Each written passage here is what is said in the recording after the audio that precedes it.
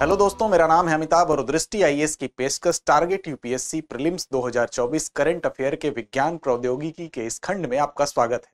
विज्ञान और प्रौद्योगिकी से संबंधित कुछ अद्यतन प्रश्नों के साथ एक बार फिर हम आपके सामने उपस्थित हैं, जो प्रश्न के संदर्भ आपकी परीक्षा के लिहाज से आपके लिए उपयोगी साबित होंगे। तो अभ्यास से विश्वास और विश्वास से सफलता की ओर बढ़ाते हैं कदम। शुरू करते हैं आज का सफर। तो चलते हैं अपने पहले संदर्भ की तरफ। आज का हमारा पहला शीर्षक है सेर्वावैक वैक्सीन। दरअसल सेर्वावैक वैक्सीन जो है ये एक प्रकार की वैक्सीन है जो कि एक प्रकार का वायरस है, एचपीवी वायरस। उसी वायरस से होने वाले रोग अर्थात जो सर्वाइकल कैंसर है उससे लड़ने में ये सहायक होगा। इस वैक्सीन को, जैसे कि आपने देखा पटल पे लिखा है कि भारत का ये पहला स्वदेशी रूप से विकसित वैक्सीन है, इसलिए इसकी इंपॉर्टेंस और ज्यादा हो जाती है। और इस वैक्सीन के बारे में खास बात यह है कि वैश्विक रूप से जब हम तुलना करते हैं तो इसकी लागत अन्य देशों के हिसाब से काफी कम है। साथ ही आपको बता दें कि इसके बारे में ऐसा माना जा रहा है कि ये वायरस के चारों प्रकार जो हैं, इन चारों प्रकार में जो टाइप 6 है, टाइप 11 है, टाइप 16 और टाइप 18 है, इसके विरुद्ध ये प्रभावी होगा। और बेसिकली ये QHPV अर्थात जिसको हम कहते हैं quadrivalent human papilloma virus vaccine है, ये इसका फुल फॉर्म है, आप याद रखेंगे। और इसकी लागत कम होने की वजह से सर्वाइकल कैंसर, जो कि महिलाओं में होने वाली एक गंभीर बीमारी है जिसको गर्भाशय ग्रीवा कैंसर भी कहा जाता है, ये इससे लड़ने में मदद करेगा, क्योंकि गर्भाशय की ग्रीवा पर बेसिकली इसका संक्रमण देखा जाता है। और सर्वाइकल कैंसर न सिर्फ विश्व में, अगर विश्व के लिहाज से देखें तो महिलाओं में होने वाले कैंसर के लिहाज से ये चौथा सबसे बड़ा कैंसर है, सबसे ज्यादा मामले इसके पाए जाते हैं। और भारत में जब आप देखेंगे तो भारत में भी सर्वाइकल कैंसर के लिहाज से दूसरे नंबर पर आता है। अब देखें, इसमें एचपीवी संक्रमण और गर्भाशय ग्रीवा को कैंसर जो है, इन दोनों को रोकने में इस वैक्सीन की सहायता से मदद मिलेगी। और ऐसा माना जा रहा है कि वैश्विक स्तर पर ये चौथा सबसे आम प्रकार का कैंसर है। इसमें जो उच्च जोखिम वाले ह्यूमन पैपिलोमा वायरस होते हैं, ये एचपीवी जिसको कहा जा रहा है, इसी के संक्रमण से बेसिकली ये होता है। और यौन संपर्क जो है अगर असुरक्षित होता है तो उसके माध्यम से ये फैलने वाला बेहद आम वायरस इसको माना जाता है। दरअसल भारत में भी आप देखें तो सर्वाइकल कैंसर दूसरा सबसे आम कैंसर है और इससे मरने वालों की तादाद भी काफी लंबी है। आप देखेंगे हर साल लगभग 80,000 लोगों की मौत हो जाती है और सालाना लगभग हर वर्ष लगभग 1.27 लाख मामले सामने सर्वाइकल कैंसर के आते हैं। तो इस लिहाज से ये वैक्सीन इस दिशा में एक महत्वपूर्ण कदम साबित हो सकती है। अगला हमारा टॉपिक है भौतिकी का नोबेल पुरस्कार। भौतिकी का नोबेल पुरस्कार 2023 प्रदान किया गया। किसको प्रदान किया गया? तो 3 प्रतिष्ठित वैज्ञानिकों को 2030 का भौतिकी का नोबेल दिया गया, जिसमें पियरे एगोस्टिनी, फेरेंक क्राज और एनी एल व्हीलर, इन तीनों वैज्ञानिकों को सम्मिलित रूप से भौतिकी क्षेत्र का नोबेल पुरस्कार 2023 प्रदान किया गया। किस लिए दिया गया? तो भौतिकी के क्षेत्र में उनके अभूतपूर्व कार्य करने के लिए। क्या है वो कार्य? तो एटोसेकेंड पल्स के विकास को इन्होंने जन्म दिया। अब देखिए एटोसेकेंड पल्स क्या है, इसको भी हम समझ लेंगे। दरअसल एटोसेकेंड, जैसा आप जानते हैं कि एक सेकेंड का बहुत ही छोटा हिस्सा, जैसा कि आपने पढ़ा होगा कि नैनो सेकेंड होता है, उसके बाद फेफ्टो होता है, तो इसी प्रकार एटोसेकेंड जो है वो 10⁻⁻18 सेकेंड के इक्वल होता है। तो सेकेंड का एक बहुत छोटा हिस्सा, इस छोटे से हिस्से में ही जो इलेक्ट्रॉन्स हैं उसके अंदर होने वाली जो गतिविधियां हैं, उन गतिविधियों को कैद करने के लिए इस क्षेत्र में काम किया गया, इसीलिए भौतिकी के नोबेल प्राइज को प्रदान किया गया। दरअसल जैसे आपने मूवीज में देखा हुआ कि कोई गोली चलती है और कोई सेब का टुकड़ा छलनी हो जाता है, तो सेब का टुकड़ा अगर गोली चलने से छलनी होगा तो उस घटना को आप अपनी प्रत्यक्ष आंखों से नहीं देख सकते हैं, लेकिन आपने मूवीज में देखा होगा कि कैमरे के माध्यम से ऐसा दिखाया जाता है कि गोली धीरे धीरे आती है और सेब पर लगती है और सेब के टुकड़े धीरे धीरे वो छलनी होते हुए आपको नजर आते हैं। ये चीजें संभव हैं अगर कोई बहुत ही ऐसा कैमरा हो जो कि बहुत ही कम सेकंड की चीजों में होने वाले परिवर्तन को भी कैद कर सके। तो बेसिकली ये एक प्रकार का ऐसा ही प्रयास है कि जो इलेक्ट्रॉनों के अंदर बहुत ही कम समय के अंदर होने वाले जो चेंजेस हैं उनको कैद करने में इस पूरे के पूरे घटनाक्रम में इन तीनों वैज्ञानिकों को सफलता मिली है। इसी क्षेत्र में नोबेल प्राइज दिया गया है। तो आप देखें जैसे कोई ट्रेन है, सामान्य रूप से अगर आप सामान्य कैमरे से आपको फोटो खींचना हो तो चलती हुई ट्रेन पर अगर आप फोटो खींचेंगे, अगर स्पीड में वो जा रही है तो आपको धुंधली फोटो दिखाई देगी। उसके लिए आपको बहुत हाई क्वालिटी के कैमरे की जरूरत होती है जो बड़े से बड़े चेंजेस को भी कैद कर सके। इस घटना में देखिए एटोसेकेंड पल्स क्या है, अब आप इसको समझेंगे तो आसानी से समझ में आएगा। दरअसल ये प्रकाश का बहुत ही अल्पकालीन विस्फोट है, जिसमें से कि एक चिंगारी समझ लीजिए, बहुत ही कम समय के लिए उससे उजाला होगा और उसमें होने वाले चेंजेस को आप देख लेंगे, जो सिर्फ 8 सेकेंड तक रहता है, अर्थात 10⁻⁸ सेकेंड तक ही, -18 सेकेंड तक ही ये रहता है। इससे वैज्ञानिक क्या करेंगे, जो पदार्थ के भीतर इलेक्ट्रॉनों की जो गतिशीलता है, उसमें जो परिवर्तन है, उसको इस लाइट की जो छोटी सी सेकेंड के 10⁻18 हिस्से में जो प्रकाश होगा, वो एक प्रकार का कैमरा होगा और वो कैमरा उस परिवर्तन को कैद करेगा। सीधे इसमें निरीक्षण किया जा सकेगा, उसका अध्ययन किया जा सकेगा कि उस ड्यूरेशन में क्या उसमें चेंजेस आ रहे हैं इलेक्ट्रॉन के अंदर।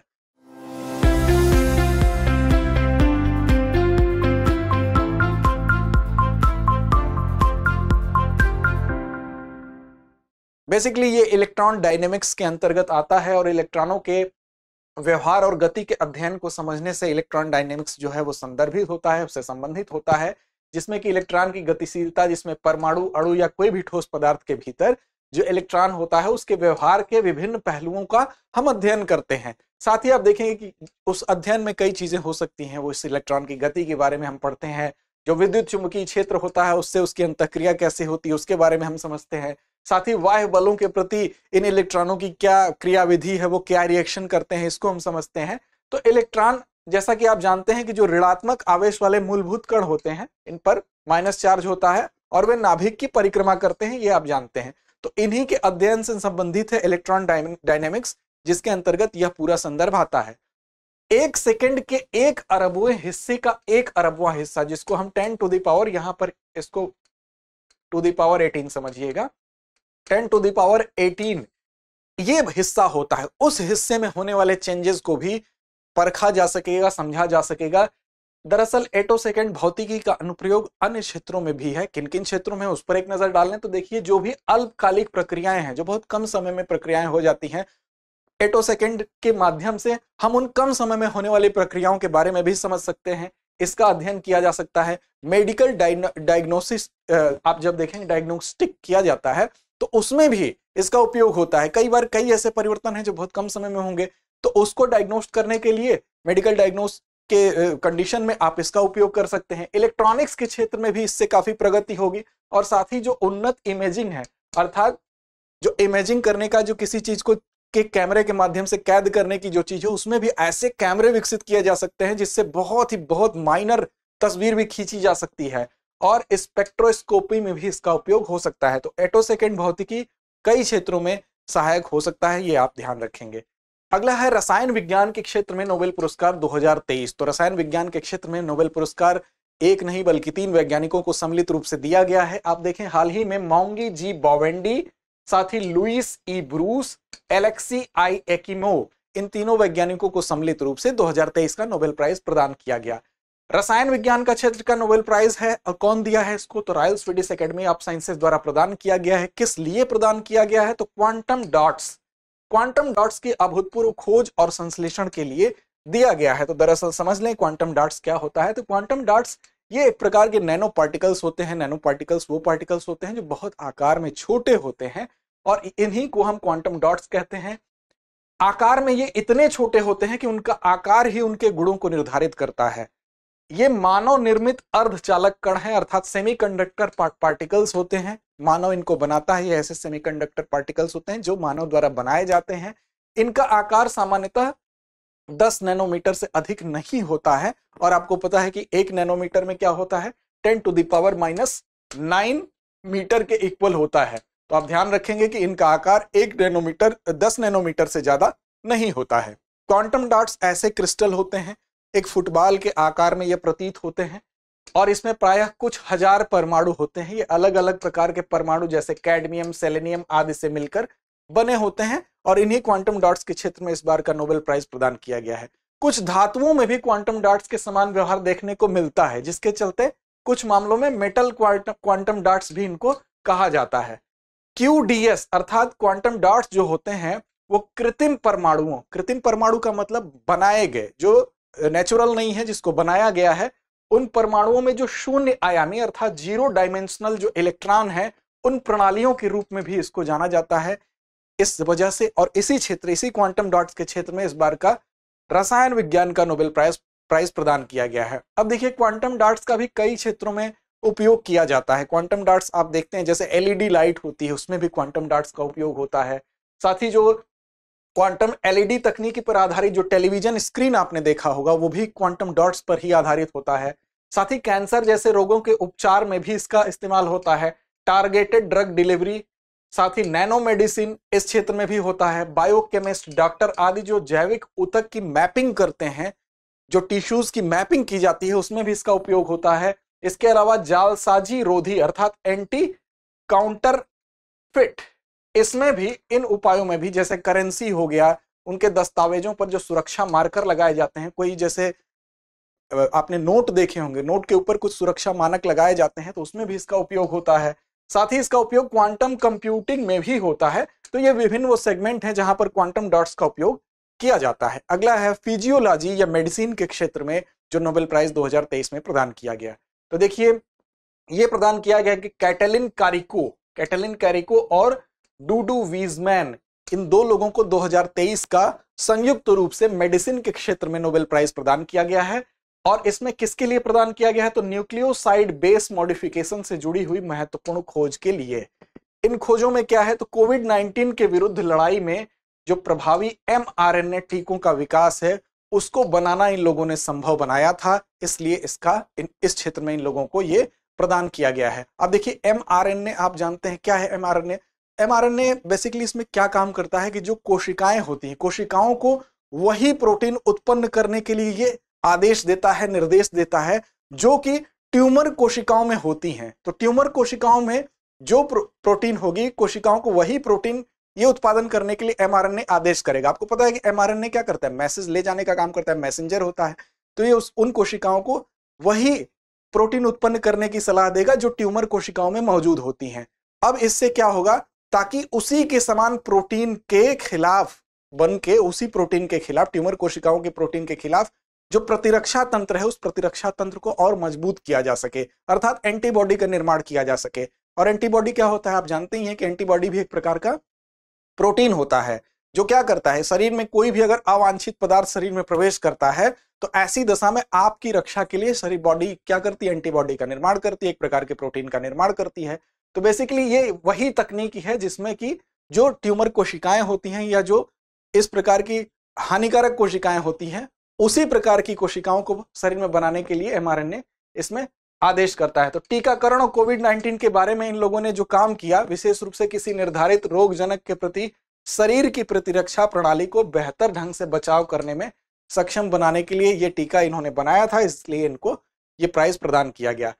आपने देखा होगा कि लंबे समय तक पोलियो, खसरा और येलो फीवर जैसी बीमारियों से बचाव के लिए भी इस प्रकार के टीके शुरू में नहीं बने थे, बाद में जब बनाए गए तो उसमें इसका काफी लाभ हुआ। मृत या क्षीण वायरस पर आधारित टीके का उपयोग पहले किया जाता था, अर्थात कोई वायरस मर जाता था या बहुत कमजोर होता था तो उसके आधार पर उससे टिश्यू निकाल के और फिर इस प्रकार का टीका बनाया जाता था। लेकिन तकनीकी में धीरे धीरे प्रगति हुई और टीकों को बनाने के लिए एक पूरे वायरस के बजाय, मतलब पूरा वायरस न लेके उसके बजाय क्या किया जाने लगा? वायरस के आनुवांशिक कोड अर्थात उसका जो जेनेटिक कोड है केवल उसको लिया जाता है। जेनेटिक कोड में आपको पता है कि क्या होता है? केवल उसका एक पार्ट लिया जाता है जिसमें जो उसका डीएनए होगा। तो डीएनए आधारित टीके के रूप में इसको जाना जाएगा क्योंकि इसमें सिर्फ उसका एक हिस्सा जेनेटिक कोड के रूप में लिया जाएगा। जेनेटिक कोड में डीएनए की संरचना होती है और डीएनए में ही ये सारी जानकारियां संचित होती है। तो देखिए जो सेल कल्चर है उसी की सहायता से व्यापक पैमाने पर डीएनए आधारित वैक्सीन बनाना संभव है। लेकिन इसमें क्या है कि इसमें समय काफी लगता है और सेल कल्चर के तहत प्रयोगशाला में एक ऐसी नियंत्रित कंडीशन उत्पन्न की जाएगी, कंट्रोल्ड एक सिचुएशन बनाई जाएगी जिसमें कोशिकाओं का विकास किया जाता है, फिर डीएनए आधारित वैक्सीन लगवाते हैं, फिर उसको शरीर में इंजेक्ट किया जाता है बाहर ये डेवलप करके। तो हमारी कोशिकाएं क्या करती हैं? वायरस या बैक्टीरिया के जिन पार्टिकल को प्रोटीन में बदल देती हैं। मतलब हमारी कोशिकाओं में जब उनका प्रवेश होगा तो क्या होगा? हमारी कोशिकाएं वायरस या बैक्टीरिया के जो जीन पार्टिकल होगा उसको प्रोटीन में बदल देंगी और जब प्रोटीन में बदलने के बाद क्या होगा? अब देखिए मैसेंजर प्रोटीन में बदलने का मतलब ही फिर हमारी बॉडी में एंटीबॉडी उत्पन्न होगा और उसके खिलाफ लड़ने के लिए तंत्र विकसित होगा। मैसेंजर राइबोन्यूक्लिक एसिड जो mRNA है इसके बारे में जान लेते हैं। दरअसल जो डीएनए होता है, डीएनए में हमारे शरीर की सभी आनुवांशिक जानकारियां संग्रहित होती हैं, इकट्ठी होती हैं, जैसा अभी आपको पहले बताया गया। एमआरएनए क्या करेगा, इस आनुवांशिक जानकारी को निर्देशों के सेट के रूप में, मतलब मैसेज के रूप में ये क्या करेगा, कोशिकाओं तक पहुंचाता है। एमआरएनए क्या करेगा, इनको कोशिकाओं तक पहुंचा देगा एक मैसेंजर के तौर पर, और इन निर्देशों के आधार पर ही कोशिकाएं क्या करती हैं, प्रोटीन का निर्माण करती हैं। और आपको पता है कि आरएनए में फिर उसी प्रोटीन के आधार पर एंटीबॉडी का निर्माण होगा और हमारे बॉडी में प्रतिरक्षा तंत्र का विकास होगा। अब आपको पता है कि आरएनए में 4 न्यूक्लियोसाइड क्षार या बेस होते हैं। कौन कौन होते हैं, तो एडिनिन होता है, यूरेसिल होता है, गुआनिन होता है और साइटोसिन होता है। इसी प्रकार डीएनए में भी कुछ होते हैं, उनको भी देख लें।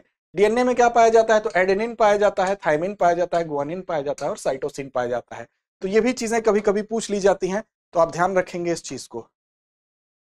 ये आनुवांशिक कोड के अक्षर हैं। एमआरएनए वैक्सीन की कार्यप्रणाली क्या है, तो एमआरएनए वैक्सीन जो होती है वो प्रयोगशाला में ही एमआरएनए का निर्माण करके एमआरएनए वैक्सीन को बना लिया जाता है। ये पूरी की पूरी कार्यप्रणाली है। और वो वैक्सीन क्या होती है, हमारी कोशिकाओं में निर्धारित प्रोटीन या प्रोटीन के खंड का निर्माण करने के लिए उसको उत्प्रेरित करेगी, और उसके बाद इसी प्रोटीन के चलते हमारी जो प्रतिरक्षा प्रणाली है उसका विकास हो जाता है, और जवाबी कार्रवाई करने के लिए हमारी प्रतिरक्षा प्रणाली, हमारी जो है शरीर की, वो तैयार हो जाती है। एक प्रकार से एंटीबॉडी का निर्माण हो जाता है। इन विट्रो ट्रांसक्राइब्ड एमआरएनए या सिंथेटिक एमआरएनए एमआरएनए का ही एक संश्लेषित रूप होता है, और इसका उपयोग एमआरएनए आधारित टीकों को बनाने के लिए किया जाता है। ये इसके कुछ प्रकार है। अगला है NAVIC अर्थात नाविक। नाविक क्या है, तो दरअसल नाविक आप जानते हैं कि जीपीएस का नाम आपने सुना होगा। जीपीएस अर्थात ग्लोबल पोजिशनिंग सिस्टम। ये अमेरिका का जो जीपीएस सिस्टम है, नासा का जीपीएस सिस्टम है, उसी के तर्ज पर इसरो ने अर्थात भारत ने अपना एक इस प्रकार का नेविगेशन सिस्टम बनाया है, जिसको navigation with the Indian constellation कहा जाता है। इसी को हम नाविक के नाम से जानते हैं।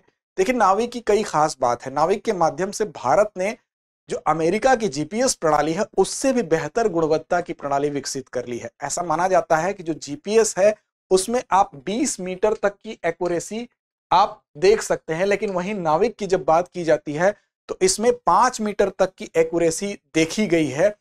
ये जरूर है कि जो नेविगेशन, इंडियन नेविगेशन जो नाविक है, इसमें थोड़ी खर्चीली ये पद्धति है, क्योंकि ये डबल बैंड पर, डबल फ्रीक्वेंसी पर काम करता है। यहां पर आप देखेंगे तो L5 और साथ ही S, ये 2 फ्रीक्वेंसी है जिस पर ये काम करता है, जबकि जो जीपीएस प्रणाली है वो केवल एक फ्रीक्वेंसी पर काम करती है। तो इसीलिए 2 फ्रीक्वेंसी पर काम करने की वजह से जो सामान्य मोबाइल होते हैं उन सॉफ्टवेयर्स में ये उतना कारगर नहीं है। इसके लिए अच्छे मोबाइल की जरूरत होती है।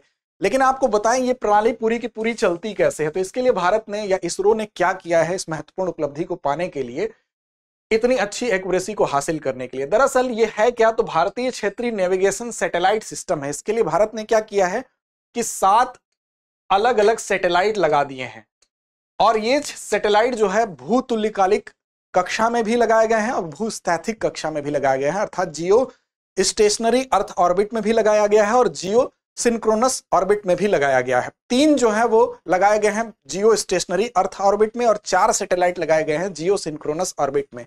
इस प्रकार 7 सैटेलाइट लगाए गए हैं, और कुल आप देखेंगे इस सैटेलाइट को लगाने का उद्देश्य क्या है, तो दरअसल भारत और उसके पड़ोस में इस नेविगेशन के क्षेत्र में, भारत और उसके पड़ोस का मतलब ही है कि जो एरिया ये सैटेलाइट कवर करता है वो लगभग 1500 मीटर का एरिया, 1500 किलोमीटर का एरिया कवर करता है। तो इस पूरे एरिया में विश्वसनीय स्थिति, नेविगेशन और समय सेवाएं बेहतर ढंग से प्रदान करना है, और एक तरह से इसको अमेरिका का जो ग्लोबल पोजिशनिंग सिस्टम जीपीएस है उसी के अल्टरनेट के रूप में इसको विकसित किया गया है, उससे बेहतर तरीके से काम करने के लिए विकसित किया गया है। कारण क्या है, दरअसल जब कारगिल वार हुआ था तो भारत ने जीपीएस प्रणाली को लेकर अमेरिका से सहायता मांगी थी, लेकिन अमेरिका द्वारा सहायता न किए जाने के कारण भारत को काफी ठेस लगी थी, और तभी भारत ने डिसाइड किया था कि हम अपना इस प्रकार का एक नेविगेशन सिस्टम डेवलप करेंगे, और इसरो अर्थात हमारे वैज्ञानिकों ने यह करके दिखाया, और जीपीएस से अच्छी गुणवत्ता के साथ इसका परिणाम भी देखने को मिला है।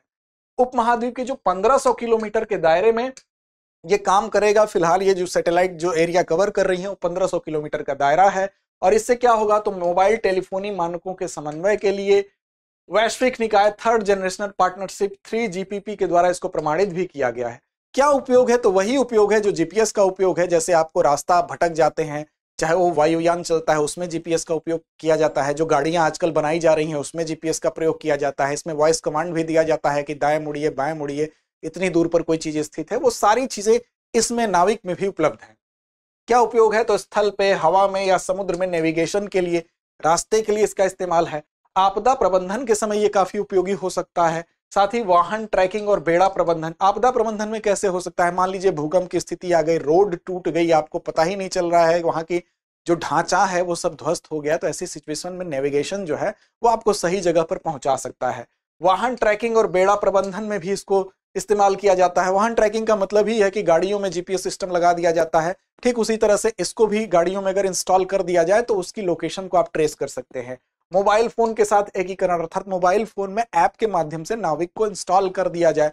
भारत इसके दिशा में पहल कर रहा है और ये कोशिश होगी कि इसके बेहतर परिणाम आपको भविष्य में दिखाई देंगे। लेकिन चुनौती ये भी है कि इसको वैश्विक लेवल पे कैसे ले जाया जाए। भारत में तो अभी इसकी एक तरह से हम कहें प्राथमिक रूप से इसकी काफी सफलता देखी गई है। वैश्विक लेवल पर ले जाना इसके लिए जरूर एक चुनौती है, जो कि इसके 2 फ्रीक्वेंसी बैंड पर काम करने की वजह से, इसके थोड़े से महंगे होने की वजह से एक चुनौती के रूप में देखी जा रही है।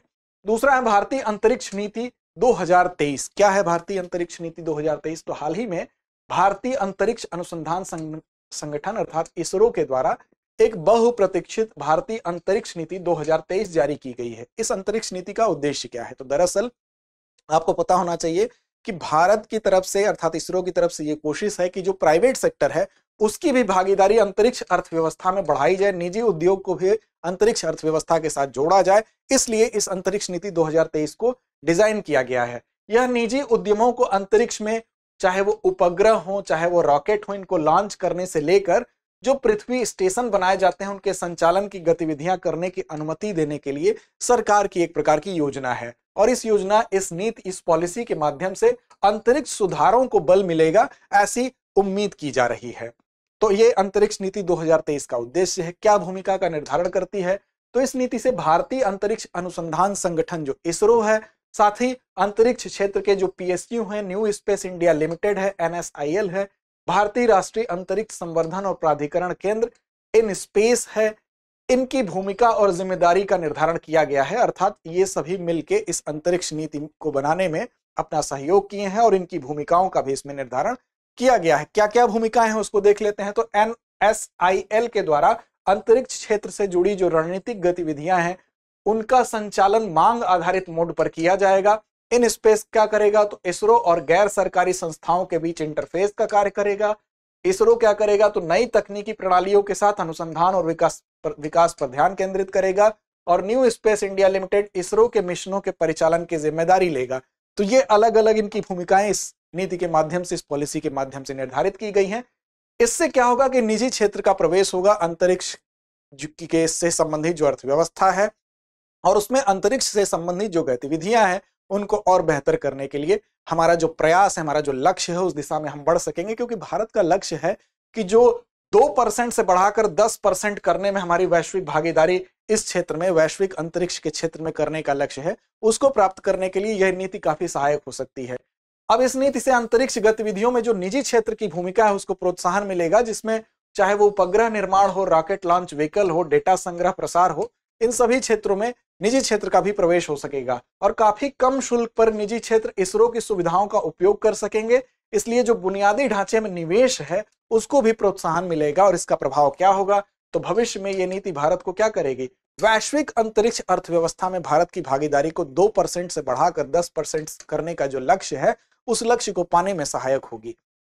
तो ये इसका लक्ष्य है, इसका उद्देश्य है।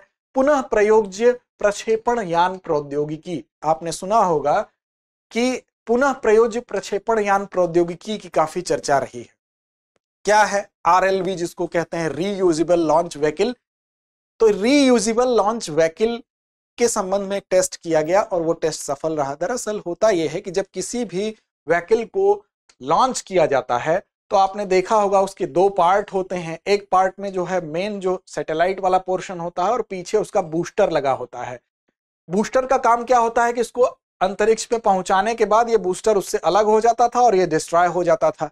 तो अब ये कोशिश की गई है कि जो इसका पीछे का हिस्सा होता है, जो काफी बड़ा हिस्सा होता है, जो बाद में यूज नहीं हो पाता था, ये डिस्ट्रॉय हो जाता था, या तो जाके किसी नदी में गिर जाता है या किसी अन्य स्थल पर गिर जाता है, इस पीछे के जो बड़े हिस्से को भी दोबारा यूज किया जा सके। दोबारा किसी सैटेलाइट को अगर अंतरिक्ष में पहुंचाना है तो इसके इस्तेमाल को फिर से किया जा सके। इससे क्या होगा कि जो अंतरिक्ष के क्षेत्र में जो काम हो रहा है उसमें जो लागत है बार बार उसका नुकसान नहीं होगा, उसमें लागत में भी काफी अंतर आएगा। आपको पता होना चाहिए कि जो स्पेस एक्स है उसके द्वारा इस प्रकार का काम किया जाता है, इस प्रकार की दिशा में वो गतिशील है और इससे नासा को काफी फायदा होता है।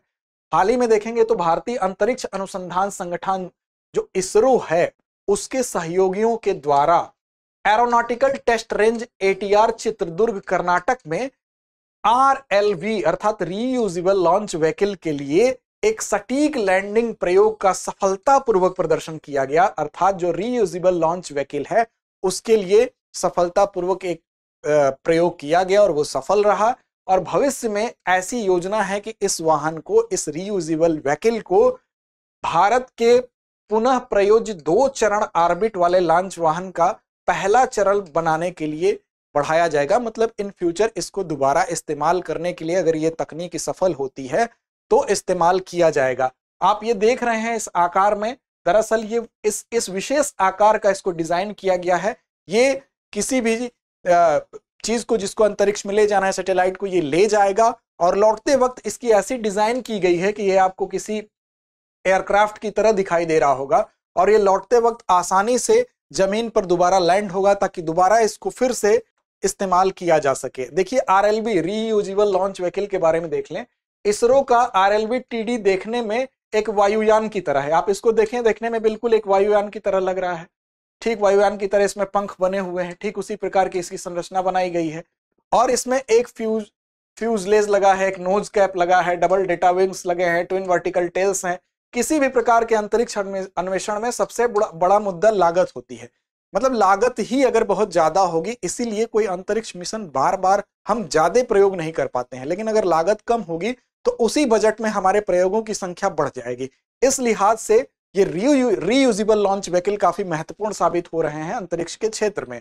अब आप देखिए ये बड़ा हिस्सा है, इस बड़े हिस्से में पीछे का ये जो बूस्टर का पोर्शन है, ये बूस्टर डिस्ट्रॉय हो जाता है। लेकिन अगर इस बूस्टर की जगह इस प्रकार का रीयूजेबल लॉन्च व्हीकल लगा दिया जाए तो ये बूस्टर इसको छोड़ने के बाद दोबारा पृथ्वी पर लैंड होगा और दोबारा किसी दूसरे नए प्रोजेक्ट में इसको इस्तेमाल किया जा सकेगा।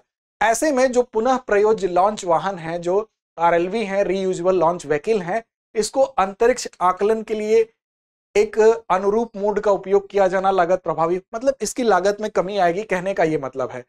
अब देखें इसका उपयोग अगर होता है तो जो वर्तमान में लागत है उस लागत का लगभग 80% तक कम किया जा सकता है, ऐसा अनुमान लगाया जा रहा है।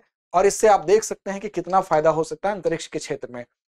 आंशिक RLV का उपयोग करने वाली अन्य एजेंसियां भी हैं जिसका जिक्र मैंने अभी आपके सामने किया। उन अन्य एजेंसियों में जैसे कौन इस टेक्नोलॉजी का इस्तेमाल अभी कर रहा है, तो आप देखेंगे कि नासा के अंतरिक्ष शटल दर्जनों मानव अंतरिक्ष उड़ान मिशनों को अंजाम दे रहे हैं। अब इनमें उनकी सहायता कौन कर रहा है, तो इनमें स्पेस एक्स नाम की जो कंपनी है, जो एक निजी कंपनी है, स्पेस एक्स 2017 से ही आप देखेंगे फाल्कन 9, फाल्कन हैवी रॉकेट के साथ इस क्षेत्र में उसकी सहायता कर रहा है। और आंशिक रूप से जो रीयूजेबल लॉन्च सिस्टम का प्रदर्शन है उस दिशा में भी ये काम कर रहा है। आंशिक रूप से एक रीयूजेबल लॉन्च व्हीकल उसके द्वारा बनाया गया है जिसका नाम स्टारशिप है और पूरी तरह से रीयूजेबल लॉन्च व्हीकल की दिशा में भी उनके द्वारा काम किया जा रहा है। अगर उस दिशा में इस प्रणाली पर वो सफल हो जाते हैं तो जितना फायदा अभी हो रहा है उससे कहीं ज्यादा फायदा हो सकता है। अभी लगभग $500 मिलियन की बचत की गई है स्पेस एक्स के द्वारा नासा के मिशनों में। अगर इन फ्यूचर ये पूरी तरह से, स्टारशिप तो अभी आंशिक रूप से ही इस दिशा में सक्षम है, अगर पूरी तरह से सक्षम रीयूजेबल लॉन्च वाहन का निर्माण ये कर लेते हैं तो सोचिए ये लागत और कम हो जाएगी। जैसा कि दावा किया गया कि 80% तक इसमें उनको फायदा हो सकता है, बचत हो सकती है। अगला है जूस मिशन। जूस मिशन क्या है, तो हाल ही में यूरोपीय अंतरिक्ष एजेंसी ने बृहस्पति और उसके बर्फीले जो चंद्रमा है, देखिए हर जैसे पृथ्वी का उपग्रह है चंद्रमा है, उसी तरह से जो बृहस्पति ग्रह है उसके भी जो चंद्रमा है, जो बर्फीले चंद्रमा है, कौन कौन से, तो गैनीमेड, कैलिस्टो और यूरोपा, इनकी जानकारी प्राप्त करने के लिए ये जूस मिशन जो है, जिसको जुपिटर आईसी मून्स एक्सप्लोरर, इस मिशन की शुरुआत की गई है, ये कहा जाता है। जूस मिशन क्या है, तो इसको एरियन 5 के लॉन्चर के जरिए फ्रेंच गुयाना से लॉन्च किया गया है। किसके द्वारा, एरियन 5 लॉन्चर के द्वारा, और यह मिशन 2031 में बृहस्पति तक पहुंचेगा। कब पहुंचेगा? 2031 तक। कहां से लॉन्च किया गया? एरियन 5 लॉन्चर के माध्यम से लॉन्च किया गया है। फ्रेंच गुयाना से इसको लॉन्च किया गया है। और इस अंतरिक्ष यान का निर्माण एयरबस समूह के द्वारा, एक प्रभाग एयरबस डिफेंस एंड स्पेस के द्वारा किया गया है। एयरबस समूह का ही ये एक हिस्सा है, एक भाग है, एयरबस डिफेंस एंड स्पेस। इसके द्वारा इस जूस मिशन का निर्माण किया गया है। जूस मिशन क्या है? तो एरियन 5 लॉन्चर के जरिए फ्रेंच गुयाना से लॉन्च किया गया और 2031 में बृहस्पति तक पहुंच रहा है। और ये एयरबस डिफेंस एंड स्पेस के द्वारा लॉन्च किया गया। इसका उद्देश्य क्या है? उद्देश्य पे अगर नजर डालें तो जो चंद्रमा की सतह का, अर्थात इसके जो चंद्रमा है, उन चंद्रमाओं की सतह का मानचित्रण करना, उनकी मैपिंग करना, उसके नीचे जो जल निकाय है कि नहीं है इस बात का विश्लेषण करना, फिर वहां रहने योग्य वातावरण है कि नहीं है इस बात का पता लगाना। बृहस्पति की उत्पत्ति, इतिहास और विकास को समझने में ये पूरा का पूरा मिशन जो है वो सहायक होगा। साथ ही इस पूरे दिशा में कि उसकी उत्पत्ति कैसे हुई, उसकी हिस्ट्री क्या रही, उसका डेवलपमेंट कैसे हुआ, इस दिशा में एक तस्वीर बनाई जा सकेगी अध्ययन के माध्यम से। और फोकस क्या होगा? तो फोकस बेसिकली जो होगा वो गैनीमेड पर होगा, क्योंकि जो गैनीमेड है वो सौर मंडल का सबसे बड़ा चंद्रमा है। और गैनीमेड के अध्ययन से ही हमको बहुत सारे ऐसे तथ्य मिलेंगे जो कि बृहस्पति की उत्पत्ति, इतिहास और विकास को भी समझने में सहायता पहुंचाएंगे। तो ये इसका लक्ष्य है। और ऐसा माना जाता है कि ये जो तीनों चंद्रमा हैं, जिनमें गैनीमेड है, कैलिस्टो है और यूरोपा है, भारी मात्रा में यहाँ जल की उपलब्धता है। तो इस बात का भी पता लगाने की कोशिश होगी कि वहां पर जल की उपलब्धता है कि नहीं है। उन तथ्यों का विश्लेषण किया जाएगा। और संभावित रूप से जल की उपलब्धता जहां होती है तो ऐसा माना जाता है कि वहां जीवन हो सकता है। तो इस बात का भी परीक्षण होगा कि क्या वहां रहने योग्य स्थिति थी, क्या वहां पर जीवन संभव है। हालांकि जूस मिशन जो है वो जीवन का पता लगाने के लिए नहीं भेजा गया है, लेकिन इस अध्ययन के दौरान इस बात का भी पता लगाया जा सकता है। साथ ही आप देखेंगे कि बृहस्पति के आसपास जो बर्फीले चंद्रमा है उनके अंदर ऐसे स्थान भी हो सकते हैं जहां जीवन को बनाए रखने के लिए आवश्यक जैविक तत्व हैं, चाहे वो ऊर्जा है, चाहे वो स्थिरता है। इस प्रकार की आवश्यक स्थितियां मौजूद हैं कि नहीं, ये इस जूस मिशन का उद्देश्य है, जिसके माध्यम से इन चंद्रमाओं के अध्ययन से इस बात का पता लगाया जा सकेगा। तो अंत में हमारी परिपाटी अभ्यास प्रश्न की होती है। तो आज के संदर्भ से संबंधित एक अभ्यास प्रश्न आपके सामने है, जिसकी जिम्मेदारी आपकी है कमेंट बॉक्स में इसका जवाब देने की। तो आइए चलते हैं आज के प्रश्न की तरफ। निम्न में से कौन से वैज्ञानिक रसायन विज्ञान के क्षेत्र में दिए गए 2023 के नोबेल पुरस्कार से संबंधित नहीं है? ऑप्शन ए है मोंगी जी बोवेंडी, ऑप्शन बी लुइस ई ब्रूस, ऑप्शन सी एलेक्सी आई एकिमो या ऑप्शन डी पियरी एगोस्टिनी। तो उम्मीद है आप सही और सटीक जवाब देंगे। लड़ते रहें, अपने लक्ष्य की ओर बढ़ते रहें। धन्यवाद। डियर व्यूअर्स, अपने एग्जाम की तैयारी को और बेहतर करने के लिए हमारे चैनल को लाइक, शेयर और सब्सक्राइब करना न भूलें।